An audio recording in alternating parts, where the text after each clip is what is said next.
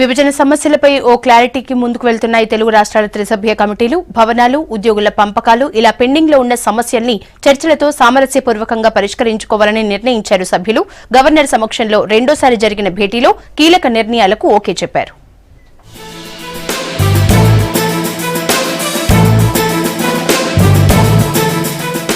ఏపీలో పునర్వ్యవస్థీకరణ తర్వాతి సమస్యలపై రెండు రాష్ట్రాల త్రిసభ్య కమిటీ సభ్యులు రాజ్భవన్లో గవర్నర్ సమక్షంలో చర్చలు జరిపారు. ఈ సమావేశంలో తెలంగాణ నుంచి మంత్రులు హరీష్, జగదీష్ రెడ్డి, ప్రభుత్వ సలహాదారు వివేకానంద్, ఏపీ నుంచి మంత్రులు Yanamala Ramakrishnudu, Atchannaidu, AP chief whip Kalva Srinivasulu, రెండు రాష్ట్రాల అధికారులు పాల్గొన్నారు. గంటపాటు విభజన సమస్యలపై చర్చించింది కమిటీ.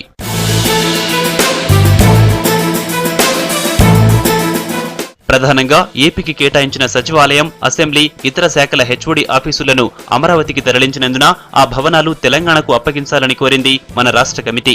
ఖాళీగా ఉన్న భవనాలకు ఏపీ తాళాలు వేసుకుని పోవడం వల్ల బిల్డింగ్స్ పాడవుతున్నాయని, పైగా ఏపీ ట్యాక్స్ కూడా కడుతోందని, తమకు అప్పగిస్తే ఆర్థిక భారం తగ్గుతోందని చెప్పారు సభ్యులు.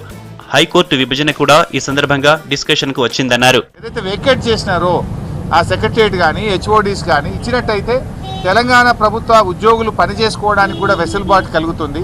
అక్కడ తాళాలు వేసి పెట్టి అక్కడ బ్యాడ్ స్మెల్ జమ అవుతా ఉంది. ఆ బిల్డింగ్ కూడా ఉపయోగంలో లేనప్పుడు తొందరగా పాడయ్యేటువంటి అవకాశం కూడా ఉంటుంది. సో అనవసరంగా ఈ రకంగా ఉంచుకున్న దానికంటే మీరు అది మాకు హ్యాండ్ ఓవర్ చేయడం ద్వారా మీకు కూడా ట్యాక్స్ల రూపంలో ఇక్కడ కట్టాల్సిన డబ్బు తగ్గుతుంది ఆంధ్రప్రదేశ్ ప్రభుత్వానికి, తెలంగాణ ఉద్యోగస్తులకు కూడా అది ఉపయోగపడుతుంది అనేటువంటి విషయాన్ని మేము గట్టిగా వారికి చెప్పడం జరిగింది.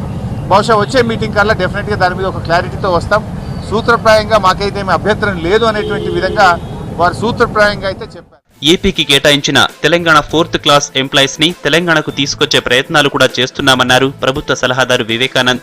ఏపీ స్థానికత కలిగి తెలంగాణలో పనిచేస్తున్న 1250 మంది విద్యుత్ ఉద్యోగుల కోసం సూపర్ న్యూమరీ పోస్టులు క్రియేట్ చేస్తామన్నారు.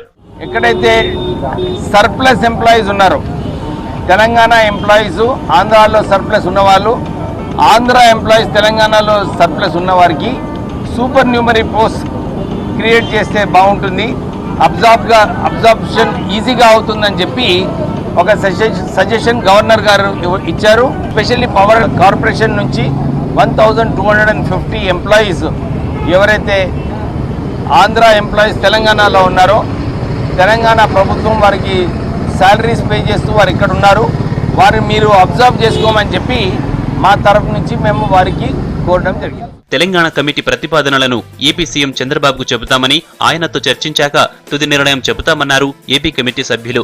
ఉద్యోగుల విభజన కూడా చర్చతోనే పరిష్కరించుకుంటామని చెప్పారు.